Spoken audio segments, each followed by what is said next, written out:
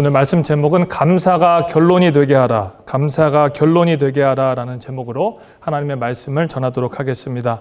오늘도 말씀과 기도로 무장해서 주님이 기뻐하시는 삶을 사시는 저와 여러분들이 되기를 주님의 이름으로 축원합니다. 우리가 살고 있는 이 미국은 전 세계에서 가장 감사합니다라는 말을 잘하는 나라 같습니다. 여러분, 어느 나라에서 이렇게 땡큐라는 말을 많이 들어보겠습니까? 우리의 무의식적으로 이 땡큐라는 말을 정말 많이 합니다. 저는 미국에 왔을 때 이 말이 참 좋더라고요. 그리고 한국에서 미국에 갈 때 가장 연습을 많이 하는 게 뭡니까? 다른 사람이 땡큐 하면 내가 유어 웰컴을 해야지. 그래서 땡큐를 하면 유어 웰컴이란 말을 많이 준비했는데 실제로 유어 웰컴은 별로 안 쓰더라고요. 여기 사람들이 밖에 많이 다른 말을 많이 쓰는데, 그만큼 우리 살고 있는 이 미국은 이 땡큐 문화, 감사의 문화가 아주 일반화돼서 습관이 되어서 다른 사람들이 어떤 말을 할 때도, 그리고 어떤 상황 가운데서도 땡큐로 반응하는 나라입니다. 이 감사의 기원은 어디에서 왔을까요? 어떤 일에든지, 무슨 일에든지 이렇게 땡큐로 반응하는 이 문화는 어디에 왔을까요? 저는 이렇게 생각합니다. 미국의 개척자들의 정신에서 왔다라고 생각을 합니다. 1620년 9월 영국에서 이제 복음의 자유를 따라 메이플라워를 타고 온 102명의 청교도들의 믿음에서 비롯되었다고 생각합니다. 그 어렵고 힘든 삶, 정말 황무지와 같은 곳을 믿음 하나 보고 이 자리에 와서 복음으로 살겠다고 결심한 그들의 마음 가운데에 하나님을 향한 감사가 흘러 넘쳤기 때문에 그것이 우리들에게 마치 유전자처럼 새겨져서, 이곳 살고 있는 많은 사람들에게 유전자처럼 새겨져서 모든 일에 땡큐로 반응하지 않나 생각을 하게 됩니다. 미국 대륙에 정착해서 정말 황무지에서 고생하면서 플리밋에 정착한 첫 해에 그 청교도들이 이런 감사의 내용을 했습니다. 바랄 수 없는 상황, 완전히 하나님 앞에 감사할 수 없는 그런 상황 가운데 그들이 이런 감사를 했습니다. 약 7가지 감사합니다. 첫 번째 감사, 180톤의 작은 배였지만 그런 배라도 주신 것에 감사합니다. 평균 시속 3.2km로 항해했지만 117일 동안 계속 전진할 수 있어서 감사했습니다. 항해 도중 2명이 사망했지만 한 아이가 태어났음에 감사합니다. 폭풍으로 큰 도시 부러졌지만 파손되지 않은 것에 감사합니다. 여자 몇 명이 심한 파도에 휩쓸렸지만 모두 구출된 것에 감사합니다. 인디언들의 반대로 한 달간 상륙이 불가능했지만 결국 원주민의 호의로 상륙하게 됨을 감사합니다. 마지막으로 고통스러운 117일의 항해였지만 단 한 명도 되돌아가자는 사람이 없었음에 감사합니다. 라고 그들이 고백을 했다는 것입니다. 감사할 수 없는 상황이었잖아요. 완전히 황무지였잖아요. 원래 계획은 빨리 그곳에 상륙했지만 원주민의 반대 때문에 할 수 없었잖아요. 그런데 그들은 전혀 다른 시각을 가지고 있었다는 것입니다. 감사를 찾아낸 수준이 아니라 감사가 자연스럽게 나오는 상황이었습니다. 이렇게 주체할 수 없는 감사는 마음속에서 흘러나오게 되는 거죠. 어떤 분은 너무 감사해서 자기가 아무것도 한 것이 없는데 누가 좋은 선물을 주면 너무 감사해서 감동해서 눈물을 왈칵 쏟기도 하잖아요. 하나님이 이 보잘것없는 나를 사랑해 주셔서 예수님을 이 땅 가운데 보여주시고 그리고 나를 하나님의 자녀 삼아주신 게 깨달아지면 갑자기 은혜가 돼서 눈물이 왈칵 쏟아지잖아요. 이것이 바로 감사의 반응인 것입니다. 추수감사절은 성경 안에서는 이스라엘 백성들에게 하나님이 명령하신 수장절을 지키는 것에서 기원했지요. 사회적으로, 역사적으로 보면 이제 추수감사절을 이제 미국의 메이플라워를 타고 온 이 퓨리탄들에서 기원했지만 더 거슬러 올라가서는 출애굽기 23장 16절의 말씀처럼 맥추절 이후에 수장절을 지키라. 이는 내가 수고하여 이룬 것을 연말에 밭에서부터 거두어 저장함이니라.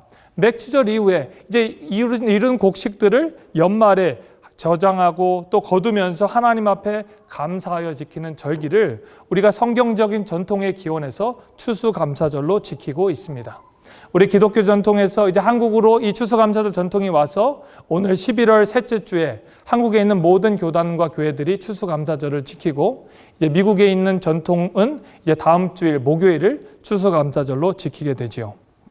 오늘 본문에 사도 바울도 이 어렵고 힘든 상황, 감옥에 갇힌 상황 속에서 골로새 교인들을 향해서 감사가 결론이 되게 하라라고 외치고 있습니다. 오늘 말씀의 제목이 그래서 감사가 결론이 되게 하라입니다. 우리의 삶의 시작이 아무리 어렵고 힘들 수 있어요. 그리고 시작이 미흡할 수 있습니다. 하지만 삶의 마지막은, 우리의 고백의 마지막은 감사로 되어야 한다. 감사가 결론이 되어야 한다라고 설명을 하고 있습니다. 공교롭게도 오늘 말씀 15절, 16절, 17절 말씀은 전부 다 감사로 끝이 나고 있어요. 감사하는 자가 되라, 감사하라, 감사하라 라고 마지막을 장식하고 있습니다. 여러분, 오늘 말씀 이 세 구절 하나하나를 저희가 살펴본 텐데, 이 세 구절 하나하나의 상황이 다를지라도 마지막에는 감사로 결론 지었던 것처럼 우리의 시작이, 저와 여러분의 시작이 다 다를지 모르지만 하나님께서 우리의 삶의 마지막을 하나님 앞에 감사로 받으시길 간절히 축원합니다. 여러분, 2021년 힘들고 어렵고 다사다난한 한 해를 우리가 겪어왔지만 어렵고 힘들었다, 하나님 앞에 원망과 고난이 아니라 하나님 감사합니다, 하나님 너무나도 감사합니다 라고 마지막으로 고백할 수 있는 저와 여러분들이 되기를 주님의 이름으로 축원합니다. 우리 세 가지 감사의 내용을 살펴보도록 하겠습니다. 어떻게 하면 감사가 나올까요? 첫 번째, 평강이 마음을 지배하면 감사가 나옵니다. 오늘 말씀 15절 우리 같이 읽겠습니다. 스크린에 나오죠? 우리 다 같이 읽겠습니다. 시작. 그리스도의 평강이 너희 마음을 주장하게 하라. 너희는 평강을 위하여 한 몸으로 부르심을 받았나니 너희는 또한 감사하는 자가 되라. 아멘. 오늘 말씀 첫 번째로 이렇게 말합니다. 평강이 우리의 마음을 지배하면 감사가 나온다는 것입니다. 평강이라는 것은 영어로 peace, 그리고 구약 성경에서는 샬롬, 그리고 헬라어로는 에이레네라고 하지요. 하나님께서 주신 평화를 말하는 것입니다. 그런데 그 평강이 그리스도의 평강이라는 거예요. 예수님께서 가져다 주신 평강이 우리의 삶을 지배하면 우리의 감사가 저절로 나올 것이다 라는 번역입니다. 예수님께서는 죄의 문제를 해결해 주시기 위해서 이 땅에 오셨습니다. 평화의 영으로 오신 예수님께서, 예수님으로 인해 우리의 죄의 문제가 해결되고 십자가에 달려 돌아가시는 말미암아 우리의 죄의 문제를 예수님께서 대신 지고 돌아가셨습니다. 부활하시고 승천하심으로 말미암아 우리 가운데 성령으로 오셔서 우리의 주인이 되어 주셨습니다. 우리 마음 가운데 예수님이 계시면, 그리고 우리 마음 가운데 예수님의 평강이 함께 하시면 우리는 감사가 나올 수밖에 없다라고 말하는 것입니다. 여러분, 누군가 갈등이 생겨본 적 있으시지요? 아마 2021년에 여러분 많은 갈등이 있었을 것입니다. 그 직장 생활 가운데, 그리고 가정 가운데, 그리고 부부 관계, 그리고 자녀 가운데 수많은 갈등이 있는데 이 갈등을 해결해 본 경험이 있으시지요? 얼마나 어렵습니까? 갈등을 내 능력으로 해결한다고 잘 됩니까? 그리고 다른 사람들에게 잘 보이려고 또 갈등을 해결해 보려고 여러 가지 노력을 해도 쉽게 되지 않습니다. 그런데 분명한 사실은 하나님과 우리와의 관계, 하나님과 나와의 관계는 우리가 어떤 노력으로 해나갈 수 없다는 것입니다. 하나님과 나와의 관계, 이 갈등의 관계는 도저히 해결할 수가 없는 거예요. 갈등이라는 것은 등나무랑 등나무가 서로 얽혀 있는 것입니다. 예전에 이런 게 있잖아요. 고구려와 조선이 서로 할 때 한 시인이 이렇게 말했잖아요. 우리 잘 좀 지내봅시다. 이런즉 어떠하리, 저런즉 어떠하리, 만수산 드렁치기 얽혀진들 어떠하리, 그런 얘기 했잖아요. 그런데 칡갈자, 이 칡이 등나무랑 얽혀 있으면 도저히 풀려지지가 않는다는 거예요. 이 등나무랑 칡이 얽혀 있으니까 이 칡뿌리가 얼마나 이제 얽혀서 힘든지 그 시인이 이렇게 이야기하는 겁니다. 칡처럼 얽혀 있어도 우리 같이 잘 지내보자. 인간관계에 이렇게 잘 지내면서 갈등을 해결하지는 못하지만 평행선상을 지하면서 디스턴싱을 유지하면서 갈 수는 있습니다. 그런데 인간과 하나님과의 관계는 디스턴싱을 유지하면서 갈 수가 없는 거예요. 갈면 우리는 지옥의 길로 갈 수 없지요. 이 갈등의 구조를 예수 그리스도께서 화평의 왕으로 평화의 왕으로 오게 하신 것입니다. 그게 바로 오늘 성경에서 말씀하시는 평강이라는 거예요. 평화라는 거예요. 예수님 안에만 평강이 있다는 거예요. 그래서 오늘 본문 15절 영어로는 이렇게 번역합니다. Let the peace of Christ rule in your heart. 하나님의 말씀, 그리스도의 평화가 당신의 마음을 다스리게 하라라고 설명을 하는 것입니다. 예수님만이, 예수님의 평안만이 우리의 마음을 다스려 주실 수 있기 때문입니다. 우리의 마음에 갈등의 마음도 있고 시기의 마음도 있고 질투의 마음도 있고 여러 마음들이 있잖아요. 그런데 우리의 말씀, 여기서는 룰이라고 하죠. 우리의 마음을 지배하라라고 하는 것입니다. 여러 마음들이 있을 수 있어요. 그렇지만 그 마음 중에 예수님의 마음, 평화의 마음이 우리의 마음을 지배할 때, 평안이 있을 때 우리가 하나님 앞에 감사할 수 있다라고 말하는 것이죠. 어떤 분이 회사를 다녔어요. 열심히 일을 했어요. 돈을 벌었어요. 그래서 아마존 주식을 한 주를 샀습니다. 그래서 그 사람이 이렇게 얘기하는 거예요. 내가 이제 아마존의 오너입니다. 여러분, 이게 맞습니까? 어떤 분이 열심히 일을 했어요. 그래서 돈을 벌었어요. 그래서 주식이 오르는 거 보니까 야, 이번에 주식을 사야겠다. 그래서 이번에는 테슬라의 주식을 샀습니다. 한 주를 샀더니 이제 내가 테슬라의 주인이야 라고 얘기할 수 있겠습니까? 얘기할 수는 있을 것입니다. 맞는 말이지요. 한 주를 가진 사람도 오너십을 가질 수 있다라고 얘기할 수 있습니다.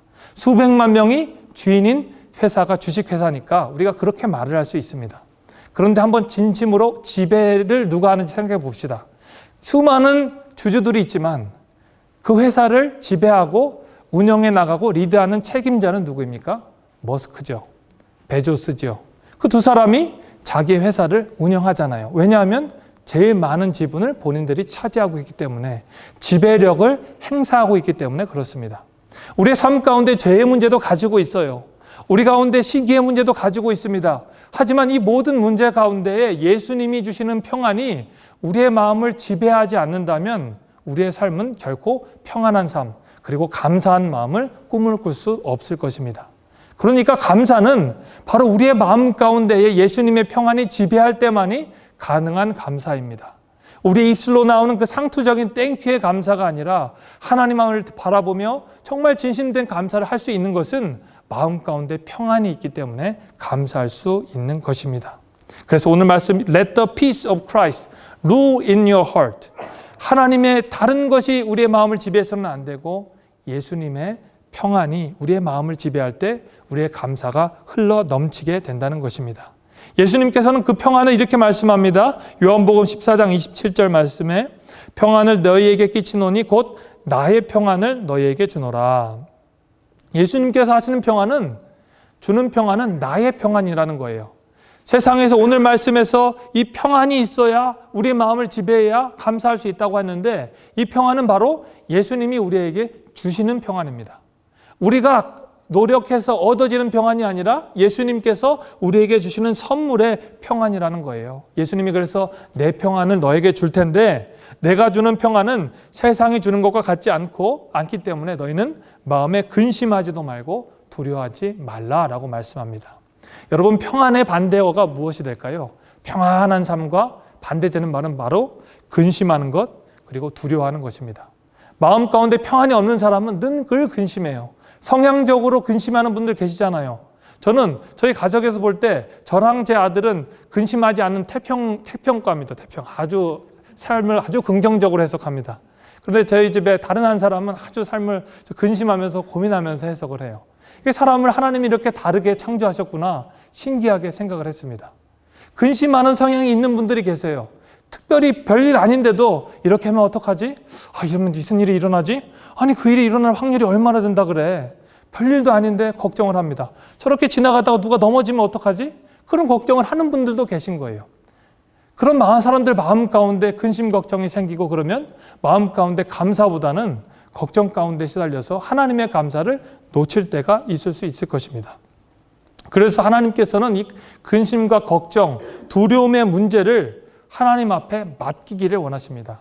어떤 방법으로 맡겨야 할까요? 어떻게 하면 주시는 평안을 우리가 누릴 수 있고 가질 수가 있을까요? 빌립보서 4장 6절 말씀, 7절 말씀에 이렇게 말합니다. 아무것도 염려하지 말고 다만 모든 일에 기도와 간구로 너희 구할 것을 감사함으로 하나님께 아뢰라. 하나님 앞에 우리의 구할 것을 다 아뢰라는 것입니다. 염려하는 것은 하나도 하나님 앞에 걱정하지 말고 모든 것을 하나님 앞에 아뢰라는 것입니다. 그러면 모든 지혜가 뛰어나신 하나님의 평강이 그리스도 예수 안에서 너희의 마음과 생각을 지키시리라. 할렐루야. 하나님께서 어떻게 하십니까? 우리가 모든 것을 하나님 앞에 아뢰할 때 하나님의 평강이, 예수님이 주시는 평강이 우리의 마음과 생각을 지켜주신다는 거예요. 예수님의 평강은 예수님이 그냥 주시는 게 아니라 우리가 주님 앞에 기도할 때 예수님이 주시는 평강입니다. 그 평강이 우리를 두려움과 걱정과 근심으로부터 잘 지켜주신다는 겁니다. 이럴 때 어떤 마음이 생기지요? 감사가 나오는 거예요. 감사. 감사는 내가 감사해야지 되는 것이 아니라 마음속에 평화가 있으니까 감사합니다 라고 나오는 겁니다. 마지막으로 성도의 신앙생활 가운데 있는 꽃과 같은 겁니다. 꽃은 열심히 피지만 실제로 그 꽃이 예쁘게 피려면 밑에 자양분이 있어야 되고 물을 잘 줘야 되고 여러 가지 공급을 해야 되잖아요.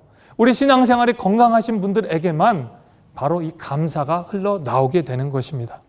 하나님의 평강이 우리를 지켜주시기 때문에 이 평강을 통해서 우리가 감사가 나오게 되는 것입니다.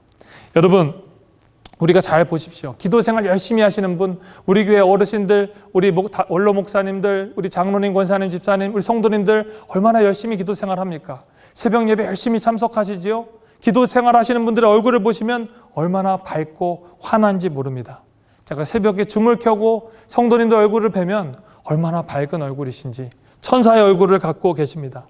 왜냐하면 그 마음 가운데에 주님이 주시는 평안이 있기 때문에, 여러 상황을 초월해서 하나님이 주시는 평안이 그들 마음 가운데 있기 때문에 평안의 모습을 받고 은혜를 받게 됩니다.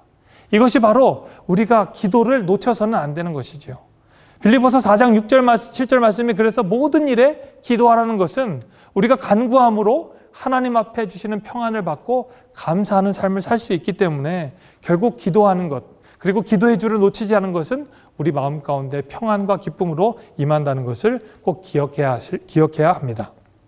두 번째 말씀으로 16절 말씀 우리 다 같이 읽어볼까요? 16절 말씀 읽겠습니다. 시작. 그리스도의 말씀이 너희 속에 풍성히 거하여 모든 지혜로 피차 가르치며 권면하고 시와 찬송과 신령한 노래를 부르며 감사하는 마음으로 하나님을 찬양하고. 아멘. 두 번째로 어떻게 하면 감사가 우리의 삶에 흘러 넘칠까? 말씀이 마음속에 채워지면 우리는 감사가 흘러 넘칠 수 있습니다. 말씀이 마음속에 채워지는 것입니다. 아까 첫 번째 평강은 어땠죠? 평강은 우리의 삶을 지배한다 그랬잖아요. 여러 삶을 지배할 때 하나님께서 기도하면서 지켜주시는데 성경은 이렇게 고백합니다. 말씀은 우리 속에 풍성히 거해야 된다. 영어로는 dwell라고 얘기합니다. Let the message of Christ dwell among you richly. 그러니까 하나님의 메시지가 우리의 마음에 가득 채워지고 거주하게 될 때 하나님의 감사가 흘러 넘치게 된다라고 설명을 하고 있습니다. 우리의 마음에 많은 공간들이 있잖아요. 이 많은 공간 가운데에 무엇으로 채워져 있습니까? 24시간 360일 살아가면서 우리는 수많은 일들을 합니다. 그리고 수많은 미디어에 노출이 되죠. 그리고 수많은 시간 동안 광고를 보게 되죠. 그래서 여러 가지 미디어와 그리고 다른 사람들의 말과 그리고 행위에 영향을 받게 되어 있습니다. 그 모든 것들이 사실 메시지입니다. 그 안에 메시지가 담고 있어요. 의도가 담고 있다는 거예요. 그런데 그 중에 우리가 담아야 할 것은 하나님의 말씀이라는 것입니다.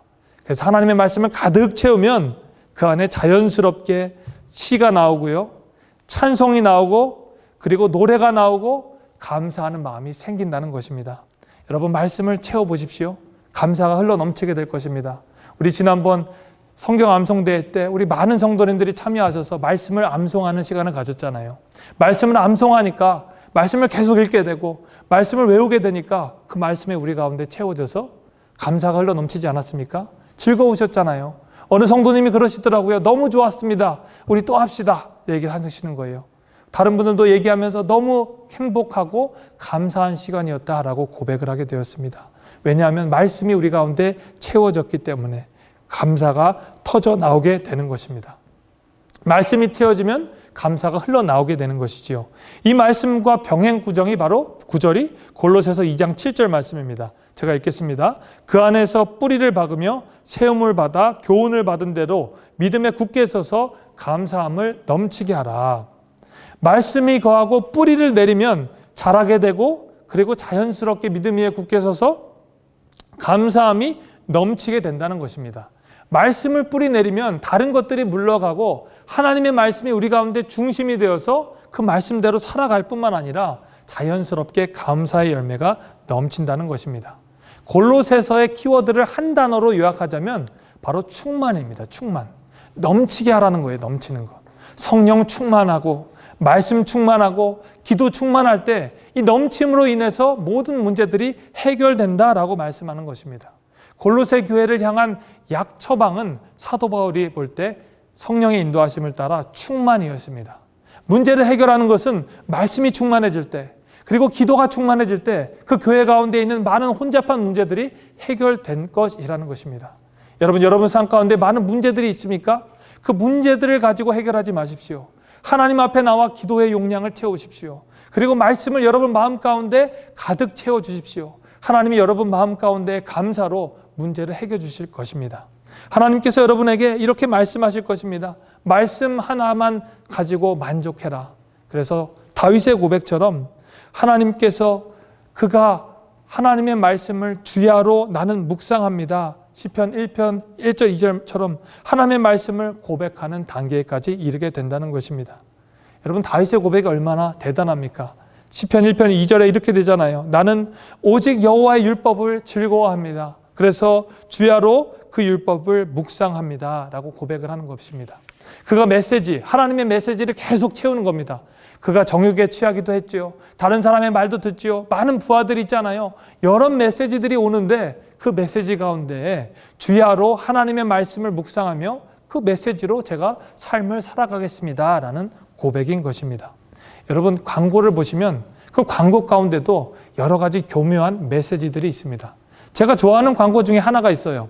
나이키 광고를 좋아합니다.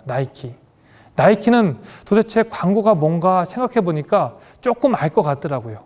아니 보통 운동화 그리고 운동 옷 광고를 하시면 이 운동화가 성능이 어떻고 뭐 에어가 있든지 뭐 튼튼하든지 이런 광고를 하게 되잖아요. 그리고 이 옷이 얼마나 뭐 통기성이 뛰어난지 가벼운지 이렇게 광고를 할 수가 있습니다. 그런데 그 광고를 보시면 알겠지만 광고에 내용이 없어요. 그냥 운동선수들이 열심히 뛰어요. 땀을 흘리는 선수들의 모습을 보여줍니다. 그리고 뭐 헉헉대면서 열심히 운동하는 것을 보여줘요. 그 다음에 마지막에 한 문구가 딱 나오죠. Just do it. Just do it이래요. 그리고 나서 확 하나 딱 걷잖아요. 그리고 끝인 거예요. 아니 그게 도대체 무슨 의미일까? 우리가 찾아봐야지 압니다. 계속 광고가 계속 반복돼요. 이번에 뭐 다른 유명한 운동선수가 한번 나오기도 하죠. 그 선수도 열심히 뛰다가 나중에는 Just do it. 확 거버리고 맙니다. 이게 무슨 의미일까? 아마 제 개인적으로 생각할 때는 아마 이런 의미가 있어요. 열심히 운동해라. 열심히 해라. 내가 너희들 지원해 줄게. 그래서 그 옷을 입어라. 이런 의미가 있나 봐요. 결국에는 저도 그렇지. 운동화는 나이키지. 마음속으로 자연스럽게 생각이 되게 보면 그 광고가 굉장히 성공적으로 효과를 발휘한 것 같습니다. 세상에는 이렇게 우리가 알지 못하는 메시지, 아닌 메시지들이, 문구들이 우리를 계속적으로 노출시키고 자극시키고 있습니다. 운전하다 가다 보면 우리가 알지 못하는 이상한 암호 같은 것들이 우리 간판으로 보이잖아요. 그리고 수많은 광고들이 우리들에게 다가오잖아요. 우리의 마음속은 그것으로 지배돼 가고 있습니다. 채워도 가고 있다는 거예요. 이럴 때 우리가 하나님 앞에 어떻게 감사할 수 있을까? 우리는 바로 그 가운데서도 하나님의 말씀을 주야로 묵상하고 말씀을 채울 때 하나님께서 우리에게 감사가 흘러 넘치게 해 주신다는 것입니다. 대서양을 건너서 아무것도 할 것이 없잖아요. 약 117일간 항해하는 그 메이플라워를 탄 퓨리탄들에게, 청교도들에게 할 수 있는 것 무엇이었을까요? 그들은 기록문에 이렇게 고백합니다. 우리는 대부분 시편을 찬송으로 불렀다. 그들은 시편을 찬송으로 불렀다는 거예요. 주일날에는 모두가 찬송만 불렀다. 그리고 기도를 많이 했다라고 고백을 하고 있습니다. 여러분 첫 번째 보십시오. 평강이 우리를 지배하려면 우리는 하나님 앞에 기도해야 된다고 했잖아요. 그럴 때 하나님의 평강이 나의 평강, 예수님이 주신다고 말씀했습니다. 두 번째, 하나님의 말씀을 채우라고 말씀합니다. 이것이 감사의 용어예요. 그러니까 말씀과 기도를 함께 할 수 있는 것 무엇이 있을까?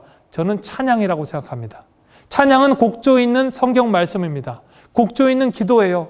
매일 성경 말씀이 들어있는 기도, 특별히 시편 말씀을 계속적으로 찬양했다는 이 청교도들의 말을 들어보면 하나님의 말씀을 찬양으로 만들어서 우리가 이 말씀을 계속 묵상하면서 우리의 입술로 찬양으로 고백한다면 우리의 마음속에 감사가 흘러 넘칠 수밖에 없는 것입니다.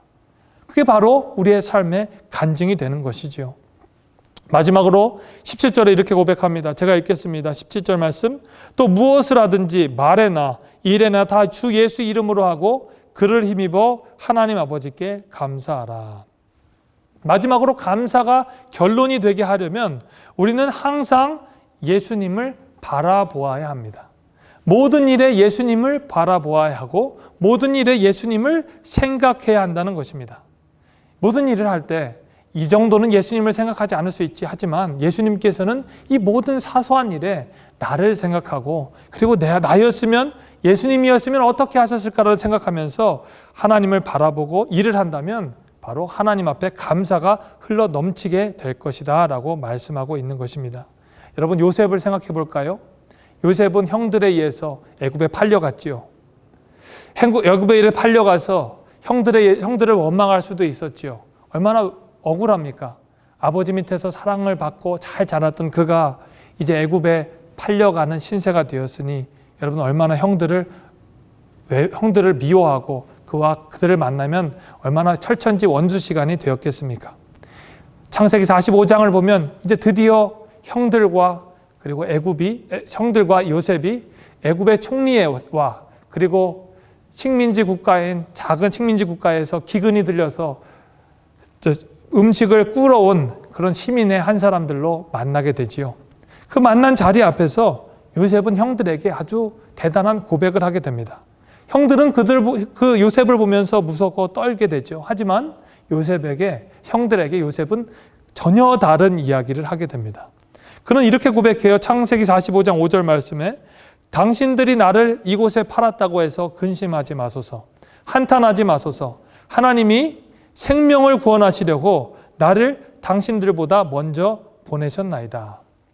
여러분 이게 그의 입술에서 나온 고백이 되었습니다. 분명히 그들을 판 사람, 그들을 보낸 사람은 형들이었습니다. 그런데 요셉은 아닙니다. 하나님께서 나를 보호해주셨습니다. 하나님께서 나를 이 땅 가운데 보내셨습니다. 형들은 잘못이 하나도 없습니다. 하나님께서 생명을 구원하시려고, 나의 생명을 구원하시려고, 우리 가족의 생명을 구원하시려고, 우리 이스라엘의 생명을 구원하시려고 나를 보내셨습니다. 그래서 8절은 이렇게 고백합니다. 그런즉 나를 이리로 보낸 일은 당신들이 아니요 하나님이시라. 하나님이 나를 바로에게 아버지 삼으시고 온 집의 주로 삼으셨습니다. 하나님께서 나를 보내셨다는 거예요. 하나님이 나를 보내주셨기 때문에 형들 나를 걱정하지 마시고 두려워하지도 마십시오. 걱정하지 마십시오라고 고백을 하게 되는 것입니다. 여러분 그가 바라보았던 것은 형들의 잘못이 아니었습니다. 요셉이 바라보았던 것은 형들이 그를 팔아본 모습이 아닙니다. 형들이 그를 시기해서 그를 내쫓은 그 모습은 그는 눈 녹듯이 잊었습니다. 그 위에 역사하신 하나님의 섭리를 바라보았습니다. 하나님께서 하셨기 때문에 형들의 잘못은 잘못이 아닙니다. 형들을 오히려 구원하기 위해서 이 땅 가운데 나를 보내주셨습니다 라고 고백을 하신 것입니다. 여러분 주변의 갈등의 관계, 원망의 관계, 원한의 관계, 그 사람 때문에 여러분이 고난을 겪고 고생을 하는 경우 있지 않습니까? 여러분 그렇지만 우리의 고백은 달라야 합니다. 그 사람 때문에 내가 하나님 앞에 더 가까이 갔습니다. 그 사람 때문에 주님을 더 바라보게 되었습니다. 그 사람 때문에 나는 주님을 붙잡습니다. 그렇기 때문에 나는 당신을 용서할 수 있습니다 라고 고백을 해야 된다는 것입니다. 우리의 뒤에서 우리를 계획하시고 이끌어주신 하나님의 구원의 섭리를 우리는 바라보아야 하는 것입니다. 그래서 시편에서 23편 1편에 다윗이 유명한 고백을 합니다. 그의 이 고백은 정말 전 세계 통틀어서 우리 성경의 역사를 통해서 하나님 한 분으로 만족한다는 최고의 고백이 아닌가 생각을 합니다. 여호와는 나의 목자시니 내게 부족함이 없으리로다. 주님이 내 목자가 되어주시기 때문에 주님이 내 주인이 되어주시기 때문에 나는 부족함이 없습니다. 사망의 음침한 골짜기를 다닐지라도 해를 두려워하지 않는 것은 주님이 나와 함께 하시기 때문입니다. 주의 지팡이와 막대기가 나를 안위하십니다. 주님 감사합니다. 내가 영원히 주님의 집에 거할 것입니다. 말씀의 집, 기도의 집, 감사의 집에 거할 것입니다. 라고 하는 고백이 바로 다윗의 고백이었다는 것입니다. 그러니까 우리는 주님 앞에 갈등의 관계, 그리고 고민의 관계, 여러 관계를 뛰어넘어 그 위에 계신 하나님의 섭리를 바라보며 어떠한 상황 가운데에서도 감사해야 하는 것입니다. 감사가 흘러나와야 되는 것입니다. 언제 감사해야 할까요? 그러니까 감사하는 것입니다. 하나님이 인도해 주셨기 때문에, 순적하게 나를 이끌어 주셨기 때문에 감사하는 것입니다. 그럼에도 감사해야 됩니다. 좌절 가운데 절망에 있음에도 감사하라는 뜻이지요. 그럴수록 감사해야 됩니다. 계속 실패하고 안 되고 좌절되고 나한테만 이런 일이 고난이 겪어 있을수록 그럴수록 주님께 감사해야 되는 것입니다. 그것까지 감사해야 합니다. 그 실패까지, 그 고난까지 감사해야 되는 것입니다. 모든 것에 감사해야 된다는 말이죠. 하박국 선지자가 이렇게 고백했잖아요. 비록 무화과 나무가 무성하지 못해도, 포도나무가 열매가 없어도, 감람나무에 소출이 없어도, 밭에 먹을 것이 없어도, 우리의 양이 없어도, 외양갓에 소가 없어도 나는 여호와로 말미암아 즐거워하며 나의 구원의 하나님으로 말미암아 기뻐하리로다. 할렐루야. 하나님 앞에 감사할 것은 이 하박국 선지자와 같은 감사가 있어야 하는 것입니다. 그러니까 그럼에도 그럴수록 그것까지 감사해야 된다는 것입니다. 감사는 영어로는 땡큐잖아요. 땡크 영어로 감사합니다. 그런데 이 땡크와 띵크는 같은 어원에서 나왔습니다. 옛날에 이제 같은 단어였던 그 단어가 갈라져서 감사하다, 생각하다로 갈라지게 된 것입니다. 하나님께서 이 언어를 창조하시고 이 감사하다는 언어를 통해서 우리에게 주신 것은 바로 하나님께 감사할 수 있는 것은 하나님의 은혜를 돌이켜보고 생각할 때 가능하다고 말씀하시는 것입니다. 어떻게 감사할 수 있을까요? 2021년을 한번 되돌아보면 감사할 수 있습니다. 2020년까지 되돌아보면 감사할 수 있습니다. 저도 한번 이 말씀을 준비하면서 2021년 그리고 20년 코로나 시작 전까지 되돌아보니까 감사할 것이 너무나 많았던 거예요. 얼마나 감사한 것이 많은지 몰라요. 하나님께서 나를 이 한마음 사랑교회로 불러주심에 감사합니다. 그리고 이곳에서 코로나 시기 가운데서 우리가 온라인으로 예배드리지만 하나님 앞에 최선을 다해서 예배할 것이 감사합니다. 그리고 이 아름다운 성전을 하나님이 원하시는 적절한 때에 이곳에서 와서 예배드리게 하심에 감사합니다. 제가 처음에 와서 이곳이 아니라 전 예배당에서 예배드릴 때 불이 나갔었어요. 정전이 된 거 기억하시나요? 정전이 나갔음에도 우리 정혜원 집사님이 등불을 갖고 와가지고 이렇게 잘 보게 하셔가지고 성경 말씀 잘 보게 해서 말씀을 전한 게 감사합니다. 정전이 났는데도 밥을 못 먹을 줄 알았는데 문동신 집사님이 갑자기 어느 곳에 가가지고 밥을 잘 해오셔가지고 이렇게 갖고 왔던 거 기억나시나요? 문 집사님이 갖고 와가지고 그때 다 갖고 오시는데 저는 그 모습이 터미네이터 같았어요. 진짜 터미네이터가 이렇게 걸어오는 느낌 같았습니다. 밥 굶을 줄 알았는데 그날 또 밥도 잘 먹게 해준 게 감사합니다. 너무 감사한 게 많은 거예요. 하나님이 이끌어 주신 이 모든 것들이 주님의 은혜요 감사인 것입니다. 여러분 오늘 예배를 마치시고 집에 돌아가셔서 말씀 노트 끝부분에 이런 게 있어요. 올 한 해 하나님께서 나에게 주신 감사의 내용을 2가지만 한번 생각해 보는 것입니다. 2가지를 한번 적어보시고 여러분의 가족들과 한번 나눠보십시오. 하나님께서 올 한 해 나에게 주신 은혜 2가지로는 부족하실 거예요. 그런데 2가지로 나눠서 적어보시고 하나님 너무나도 감사합니다. 나를 이끌어 주셔서 감사합니다. 우리가 이곳까지 이끌어 주셔서 너무 감사합니다. 여러 상황들을 제가 되돌아보고 생각하니까 감사할 게 너무 많은 거예요. 올 6월 달에 6월 27일에 저희가 우리 원로 목사님 은퇴 예배와 취임 예배를 드렸잖아요. 근데 그때가 보니까 이 코로나 수치가 지금가 중에 가장 낮은 시기였습니다.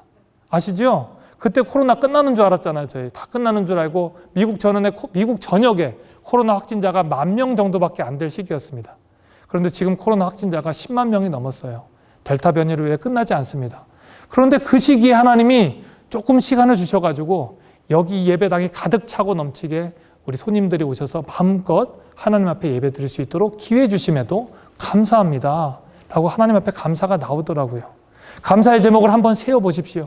너무나도 많을 것입니다. 이 감사의 제목을 나눌 때 하나님께서 우리에게 주신 은혜를 나눌 때 우리의 마음 가운데에 감사의 용량이 넘쳐지고 우리 가정 가운데 화평이 넘쳐질 줄 믿습니다.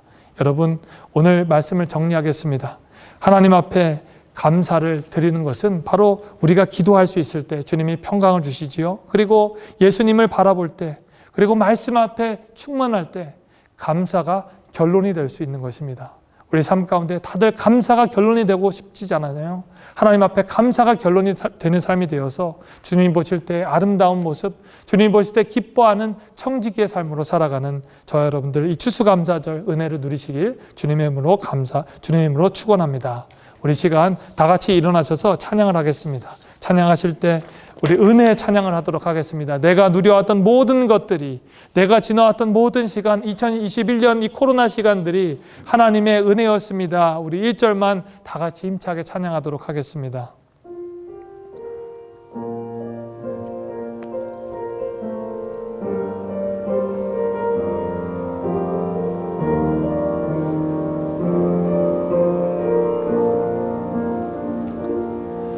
내가 누려왔던 모든 것들이, 내가 지나왔던 모든 시간이, 내가 걸어왔던 모든 순간이 당연한 것 아니라 은혜였소. 아침 해가 뜨고 저녁에 노을, 봄의 꽃향기와 가을의 열매, 변하는 계절의 모든 순간이 당연한 것 아니라 은혜였소. 모든 것이 은혜,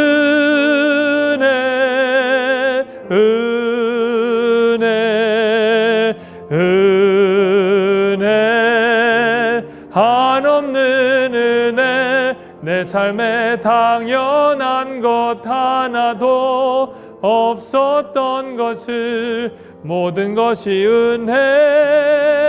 은혜였소. 모든 것이 은혜,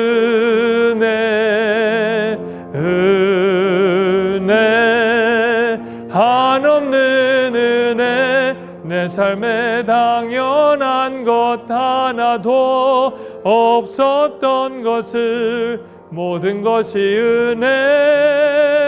은혜였소. 우리 시간 다 같이 눈을 감고 기도할 때 하나님, 주님 감사합니다. 2021년 많은 어려움 가운데, 고난 가운데에, 정말 다양한 상황 가운데 하나님 우리 교회를 지켜주셨습니다. 우리 성도님들 각자 상황 가운데 성령님께서 인도하여 주셔서 지켜주셨습니다. 채워주셨습니다. 공급해 주셨습니다. 그 은혜에 감사합니다. 이 모든 것들 주님의 은혜임을 고백하며 이 시간 하나님 앞에 나갑니다. 하나님이 기억하게 해주시고 기도의 용량을 채우게 해주시고 말씀으로 우리 마음을 지배하게 하여 주시고 주님을 바라보며 살아갈 수 있는 저희들이 되어서 우리의 마지막이 늘 주님 앞에 감사로 드릴 수 있는 하나님의 자녀들 다 될 수 있도록 은혜 내려 주시옵소서. 지금은 우리 구주 예수 그리스도의 은혜와 하나님 아버지의 만극하신 사랑하심과 성령의 감화 감동 교통하심이 이 자리에 나와 감사가 결론이 되는 길 원하는 삶을 살아가기 원하는 하나님의 자녀들, 그리고 온라인으로 예배드리는 하나님의 자녀들, 모든 성도들 위해 지금으로부터 영원까지 함께